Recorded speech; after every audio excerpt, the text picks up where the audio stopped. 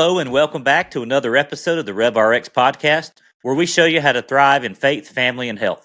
My name is Chad Potts, and I'm your host. Today, I'm so excited for you to meet our special guest, Brett Rezewski. Brett's an author, he's a caregiver, he's a rock-solid guy. But here's the thing, you're going to hear his tragic story about how his life changed in a moment when his wife had a massive stroke. She was pregnant with their fourth child, and how life has been so different ever since. You see, in the midst of this, they had to make a lot of really tough decisions. Decisions that a lot of us hope we never have to make. But they made those decisions with the best that they had. And here's the thing, despite the tragedy of this story, despite everything that took place, we see the grace of God in every step of the way. You're going to love hearing about his 9-year-old son who stepped up to play hero on that day. You're going to love hearing about the different stories that he tells about how God's hand was present in every single detail of what happened. And you're going to love this conversation about the goodness of God in both the mountaintops and the valleys. You see, God doesn't just meet us after the storm. God is with us in the midst of the storm. And we're going to talk about that and more today. So without further ado, I introduce to you my friend, Brett Rezewski. Brett, brother, thank you so much for joining us today on the show. What a privilege it is to have you here with us. Thank you so much, Chad. I really appreciate being on the show. Yeah, I'm excited to hear your story. I'm excited to hear what God's doing in your life. But before we get into some of that, I'd just really love to hear, who's Brett? Can you help us get to know you a little bit better? Yeah, well, right now I live in Beaverton, Oregon. I'm born and raised in Ann Arbor, Michigan. After high school, I enlisted in the Air Force, and I was on active duty for 8 years, stationed at Fairchild Air Force Base in Spokane. Okay. So that's what pulled me over to the Northwest. Mm-hmm. After the Air Force, I went to school to become an X-ray tech, where I worked at the VA for 9 years. Cool. And then I went to school to do something from home at medical billing and coding, which I never got a chance to do that. I'm actually a stay-home. I take care of my wife right now. Mm-hmm. I'm a full-time caregiver, and I'll go into why. And one thing, she had a stroke, so I'm not sure if we can get right into that story. Yeah, man, let's go. Okay. All right. Well, you know how people, when they get married, they say the vows, for richer, for poor, until death do us part, in sickness and in health, right? Yep. Well, we had to do that. We had to basically fulfill our wedding vows really early. When she was 35, she had a massive stroke. On June 10th, 2017, it was caused by a disease called Moyamoya disease. And to break it down a little bit, Moyamoya disease is a disease that she was born with, but it had been missed her whole life. She had been complaining of headaches. And what it is a narrowing of the arteries at the base of the brain, which causes superficial arteries to be created. And those superficial arteries basically blew. She was actually 6 weeks pregnant. And when I was at work, it was on a Saturday afternoon. I was at work. I have 3 boys. At the time, they were 9, 5, and 2. And when she was 6 weeks pregnant, she just felt really nauseous. She actually told me afterward that she felt like her brain had exploded. So it prompted her to go lay down on the bed in her room, and she started to dial 911, but she couldn't. For some reason, there was a notification that kept on popping up. We're thinking that was an update on her phone that wasn't allowing her to be able to get through 911. So she faintly called out for my son Connor, who was 9 at the time. He came in and saw that Michelle was trying to dial 911 and wasn't able to. And then she went into a seizure. So Connor saw her have a full-blown seizure. And what I learned yesterday, this was really, really neat. I learned yesterday that at 9 years old, my son Connor had peace at that moment. Wow. He had peace about seeing his mom have a seizure. I'm not sure if you've ever seen anyone have a seizure. It's scary. It's scary. Yeah. I saw Michelle have another seizure a few months after that, and it was terrifying for me. And for Connor, he describes how he had peace in that time. And I'm just like, that just blew my mind that somebody so young and so calm, he dialed 911, he saved your life. Wow. And he was actually nominated for the Red Cross Hero Award, Cool. but he didn't get it, unfortunately. But to his credit, he's like, that wasn't me acting. That was God working through me to help me, to give me the strength that I needed. So even now, he's now 17. He pushed back and he said, it wasn't me. It was the Holy Spirit leading me and giving me peace in order to save my mom. That's incredible. Wow. And so, went to the hospital. It was actually, he goes on to talk about how our son Shannon, who she doesn't live near us. She did not live near us at the time at all. Now she lives out of state, but she just happened to be at the right place at the right time where they saw an ambulance in the fire truck go down a street not even leading to our home. Wasn't even close. I think they had to make about 4 or 5 turns in order to get to our house, but she had to nudge to follow. And she followed the fire truck or ambulance or whatever right to our house. And while going along every turn, she's like, okay, don't turn there, because she knew that the closer that one more turn led to our house, and to her fear, stuck right in front of our house. And I was trying to piece things together afterward. At the time, our 2-year-old, our youngest was 2, so our kids were 9, 5, and 2, and our youngest was 2, and he was banging on the window. I heard this from our neighbor across the street. And our neighbor, he was going to come over and see what was going on, because he's like, Hayden was just like pounding on the window. Like he knew something was happening. Yeah. And then shortly after he saw him, then the ambulance came, the fire trucks came, and then he's like, oh my gosh, something is happening. Yeah. And so the paramedics came, and so did Shannon. Shannon came in. Shannon was a good friend, so she was able to stay with the kids while I would go right from work to the hospital. And it was on the bed where they intubated my wife, which saved her. Got her to the hospital where I met her. So she had a tube down her throat and just lines everywhere. And I remember going into the hospital, going into the ER waiting room, and I just said, Michelle, you got to fight for us, and she did. But and that was nothing prior to this, right? I mean, there no. She had headaches. Yeah. Her entire life. They had no idea about Moyamoya. No or idea like about that. Moyamoya disease. Yeah. It was undiagnosed. Wow. And what's really hard about that story is 2 months prior to her having the stroke, she went into the doctor, and the doctor said, or in her note after the appointment, here, we actually wrote a book about our story. You can get this on Amazon. It's called Hope Undeferred, Finding the Light While in the Tunnel. And I need to find, so there was a part, sorry. Well, she said in the doctor note, it said, well localized, mid-right, deep pain stops her in her tracks and it reoccurs. So Michelle she did really good job of explaining how the headaches were affecting her. Yeah. And at that appointment, she was given an antidepressant and saying that she was a stressed out mom with 3 kids. Also, to keep in mind that her mom or her grandma, who was 100% Japanese, when she was 50 years old, she had what we thought was a brain aneurysm, which killed her.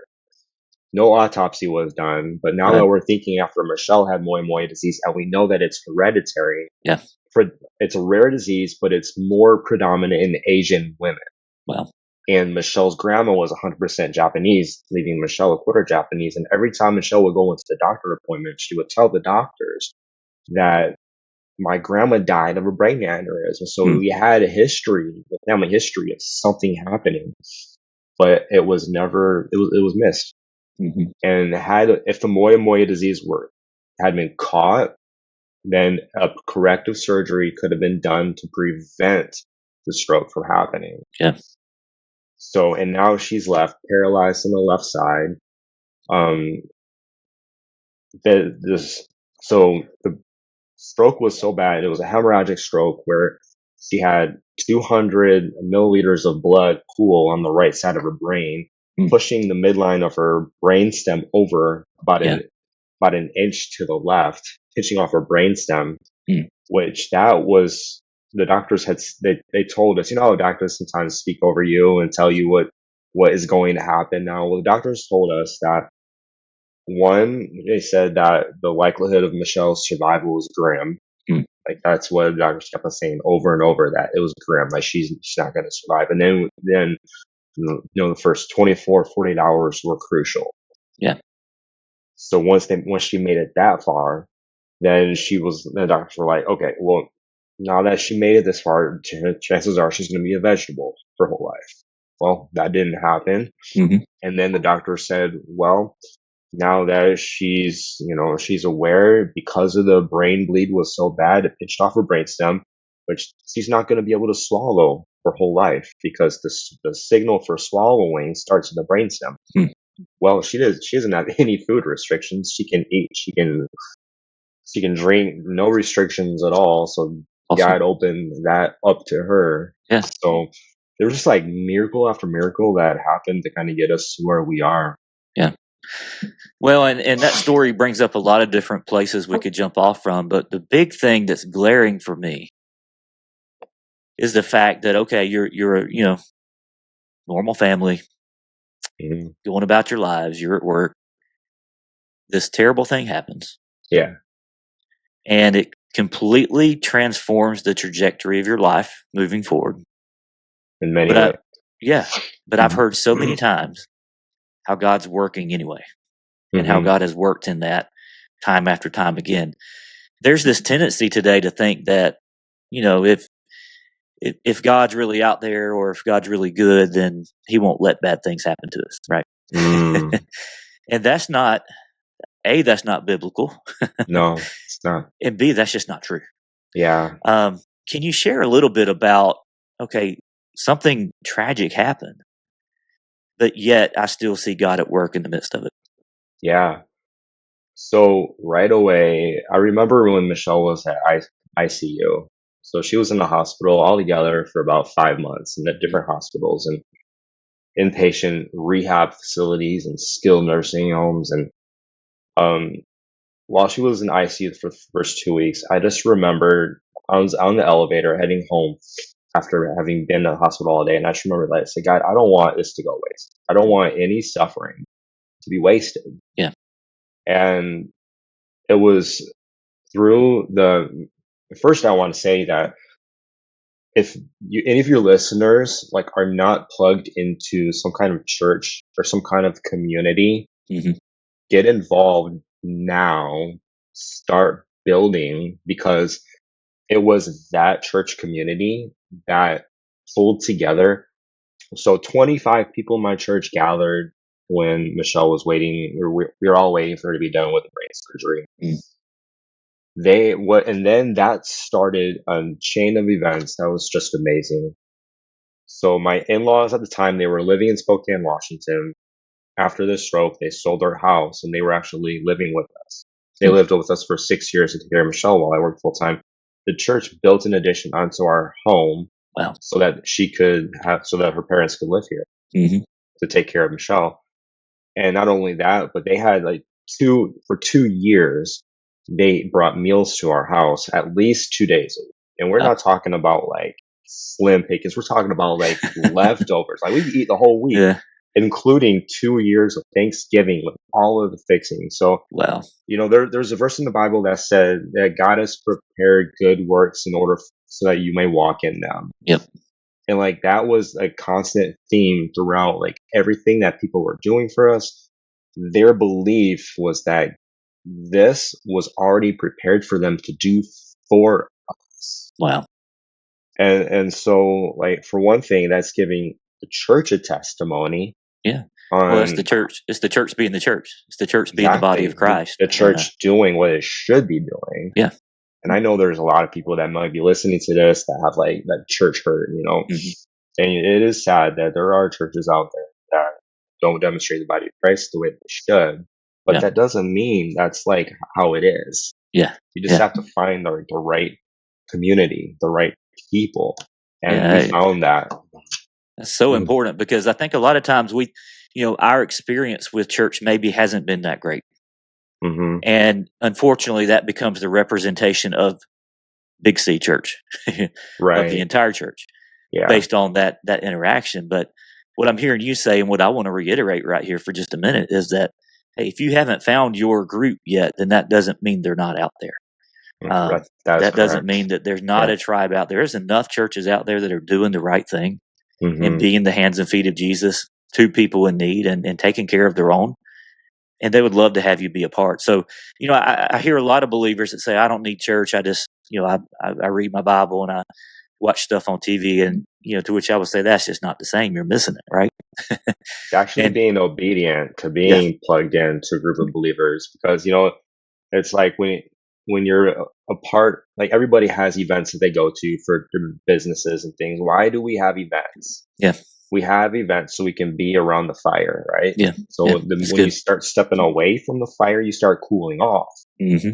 right? Yep. So when you're gathered around the body of believers, you're staying close to the fire. You're being grounded, and that's allowing you, equipping you in order to do the good works that God has prepared beforehand for you to do. Yeah. And we're not perfect. We're all we're all human, right? Right. At least most of us are. Mhm. We're all human. But the thing is, we all are following a good God. And, Mhm. if you're around a bunch of people that are just gathering around and following after him the best they can, everybody's at different stages. Everybody's at different maturity levels. Everybody's at a different point in their walk. But you know what? He's the common denominator. Mhm. And if he's the common denominator and people are really pursuing him, then you're in the right place. And I love to hear stories like that about how the church was the church, Yeah. the church that it was meant to be. That's encouraging.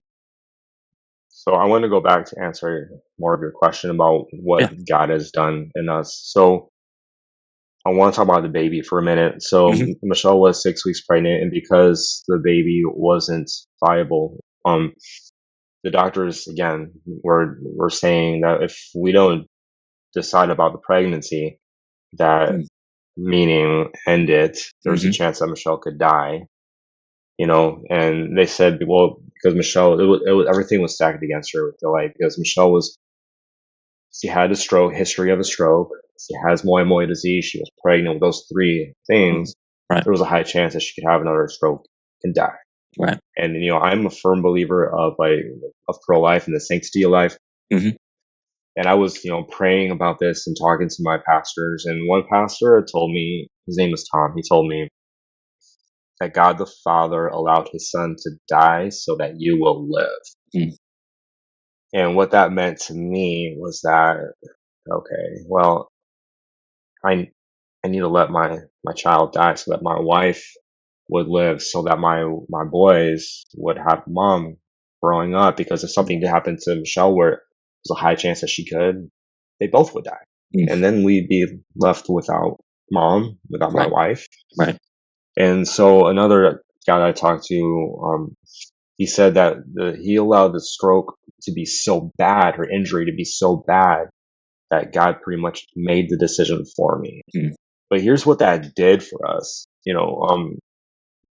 We are able to talk to and connect to so many different kinds of people. Yeah.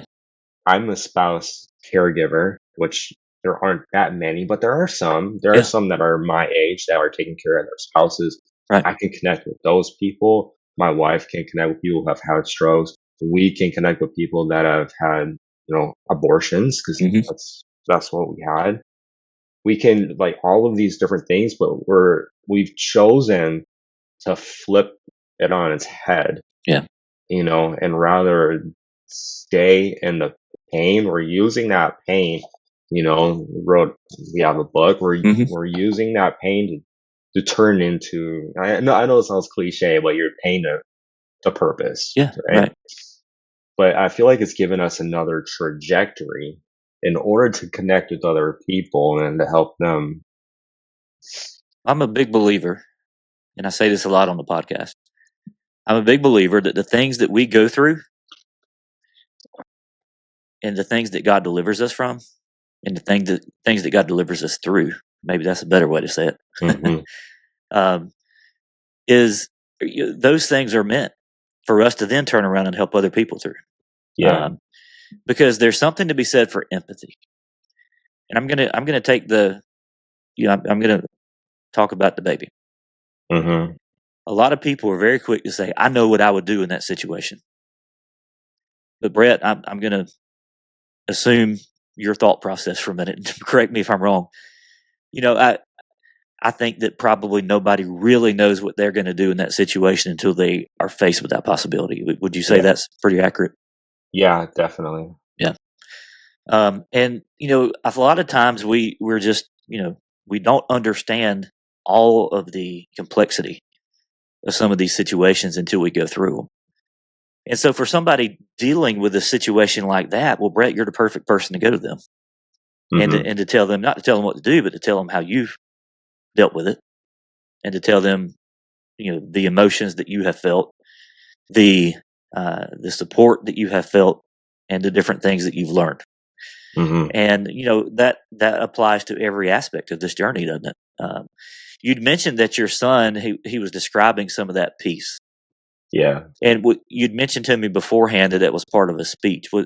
Was that part of that speech? And then No, not that okay, part. But what he was saying is that suffering, this is really paradoxical hmm for people to understand, but he was saying that suffering is actually good for you.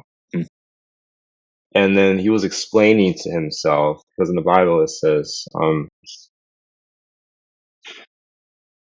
suffering leads to perseverance, and perseverance hope, and yep, hope does not disappoint. yeah, Right?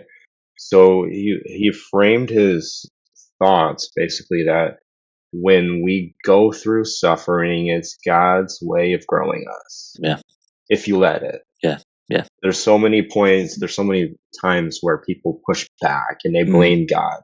And they say, if God were good, then why would he allow this to happen to me? right, right, The opposite is actually true. Since God is good, he allows it to happen to you so that you can become closer to him. yeah, Most of the time where we've gone through pain in our life, God, that's when we've grown closest to the Lord. yep, Before all of this, back in 2009, we had another miscarriage. Jacob Michelle was 20 weeks pregnant with Jacob when mm his heart stopped. mm I was finishing I was in the Air Force at the time, and yeah, his heart stopped. Michelle had to deliver him in the hospital, mm. regularly, epidural, the whole nine. Yeah, And then we held Jacob in the palm of our hand, like he fit, and we held on to him, and that was really a crucial time in my walk with the Lord.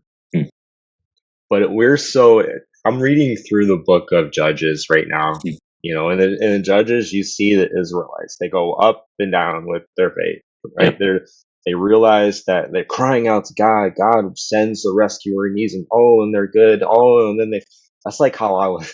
yeah, yeah, So I feel like when I start drifting away, it's when I need that correction. mm But yeah, I feel like that's I knew right after Michelle had a stroke that I needed to do something different. mm I needed to make a decision, not only for me but for my family. I needed, yeah, because I realized that if I had let bitterness, and blame God and that whole nine, then chances are that my boys would have that same perspective, wow, and that they might not even trust the Lord later on.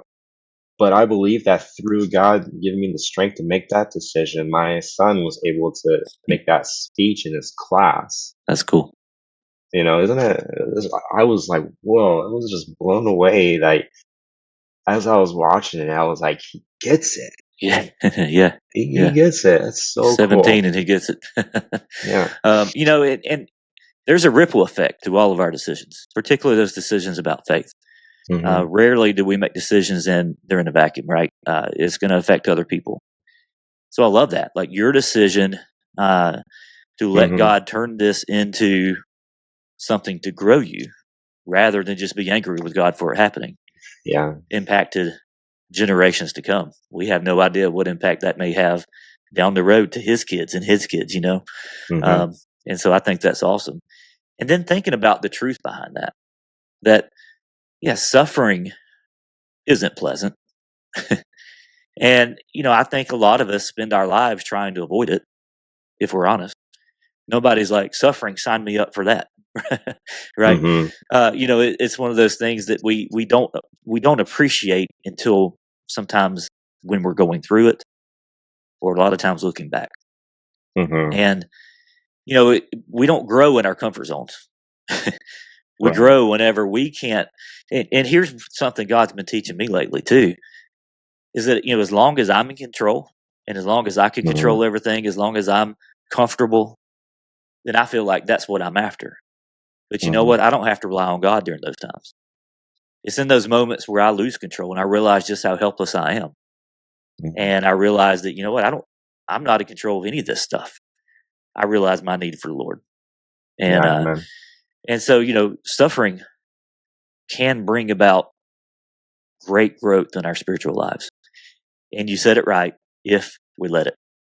If you let it. You had a Yeah. decision. You've had a decision. All right, am I going to let this take me this way, or let me take it this way? And at the time, maybe you weren't thinking about uh, your son giving a speech when he was 17, but you knew enough to think my decision is going to impact them one way or another.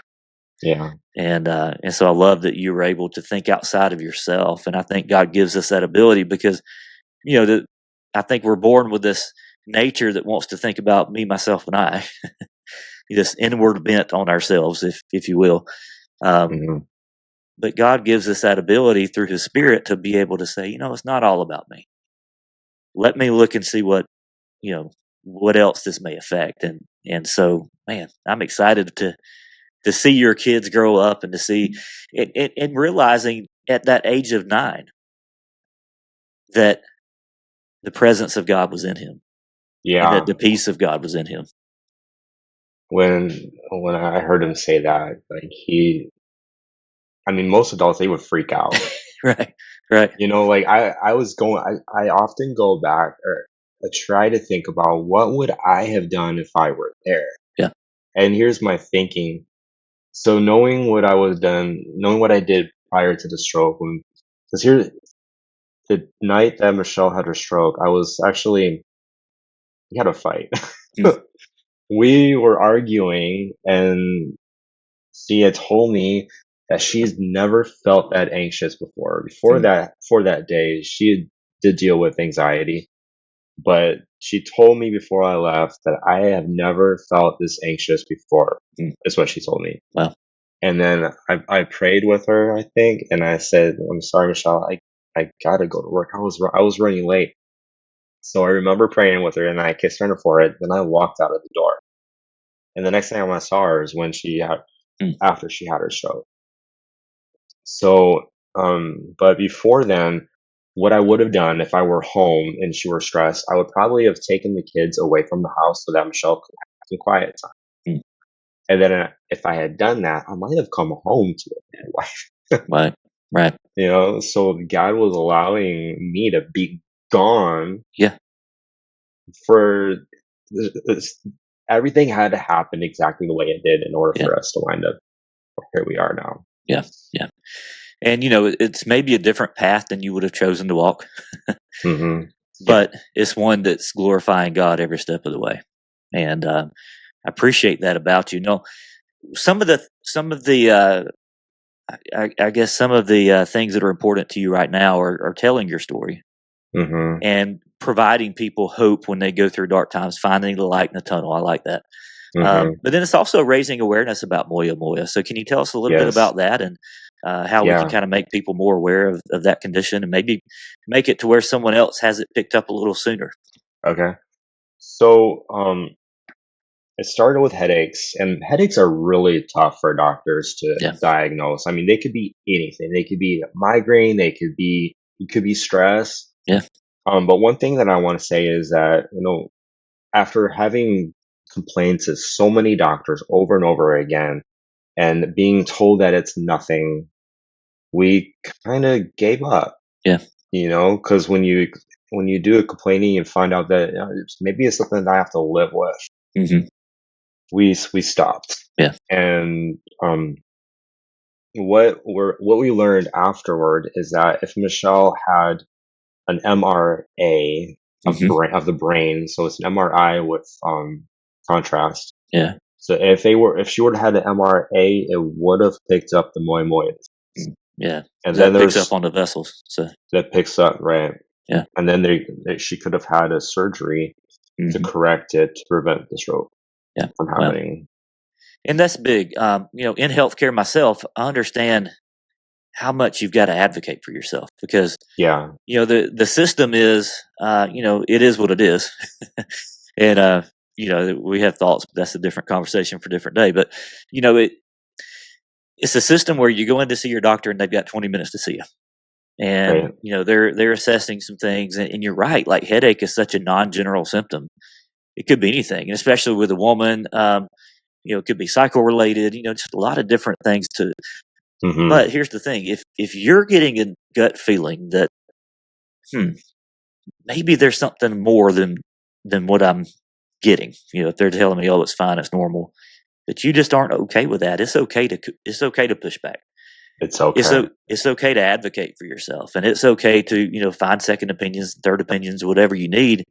Because I hear stories like this a lot, to where we go and we think, okay, well, apparently I'm fine, or apparently I've just got to live with this. But that's one person's medical opinion. Hmm. That doesn't mean that's the gospel truth. Right. And so trust that intuition in yourself too, because a lot of times that might be the Holy Spirit moving in you to kind of prompt you. Maybe I need to push further. And a lot of people feel like that when we go to the doctor, that they're the expert and we know nothing. Hmm. And so I've got to do whatever they say, and whatever they say is right. Well, there's a reason they call it practicing medicine, because it's not as cut and dry as you think. That's It true. Yeah. it is kind of an art. And people are different. Everyone's different. Everyone has a different makeup. Everyone has different symptoms, and so that's one person's medical opinion, but that doesn't make it the only medical opinion out there. And Hmm. so I love that, encouraging people to advocate for yourself. Yeah. Thinking about family history too is important, right? Exactly. Yeah. With her grandmother having this issue, and of course, no definitive way to know, but yeah, I mean that's important to make sure that we're thinking back and like, all right, a lot of these things are hereditary. Yeah, and we got our kids screened. So Oh, I pushed for MRAs for all three of them, and they're clear. good. So we're thankful for that. But yeah, if the doctors had, I was actually digging through her medical records after the stroke just to Hmm. see if there's something that could have been done, something that was missed. And when I read that doctor's note, like I told you about, and Yeah, the stroke was on the right side of her brain, deep, very specific. mid, exactly, very specific. The doctor didn't even describe where it was happening. Yeah.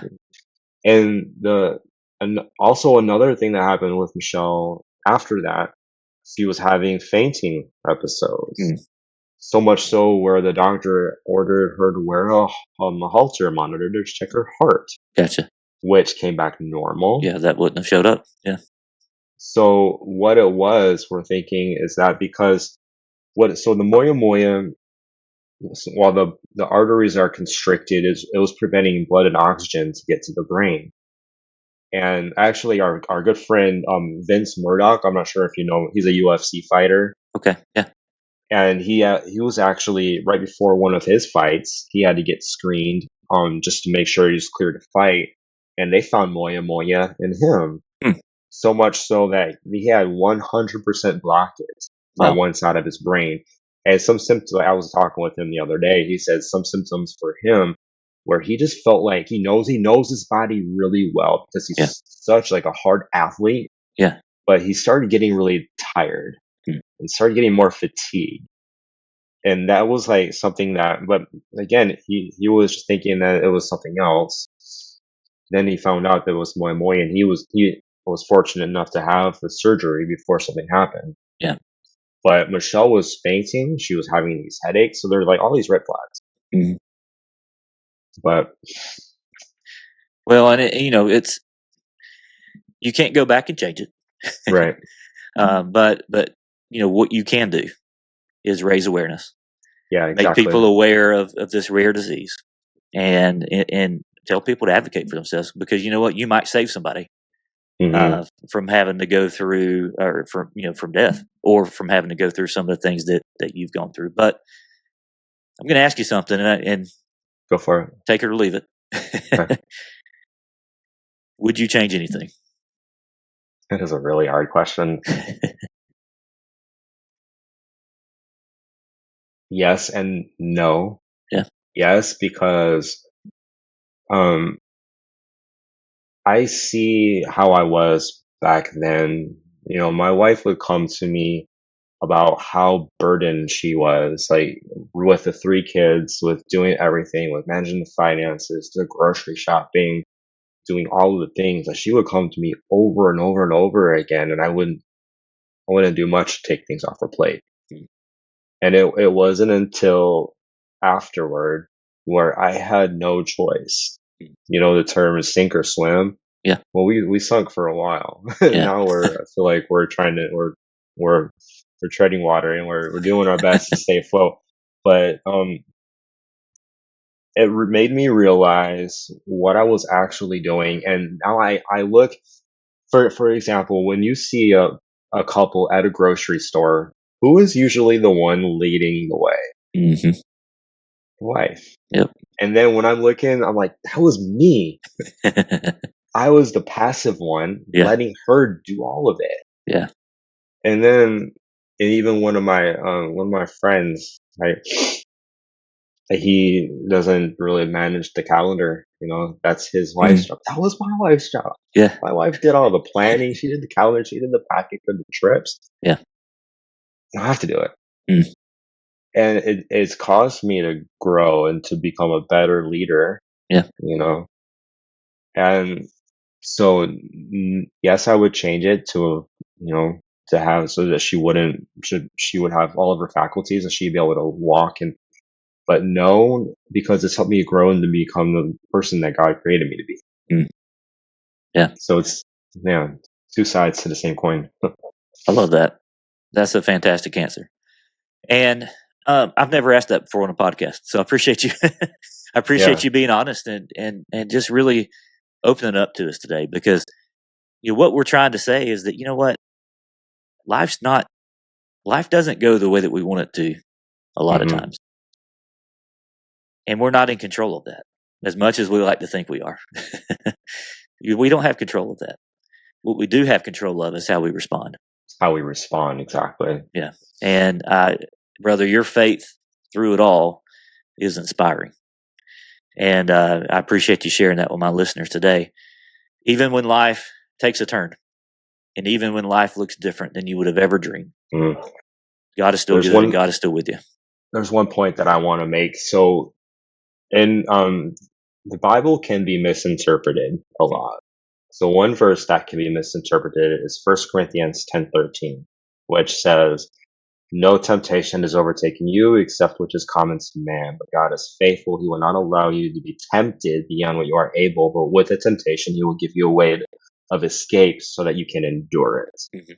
And a lot of people look at that verse and say, well, that means that God won't allow me to go through anything more than I can handle, Yep. And we hear that a right? lot, don't we? God won't give you more than you And can handle.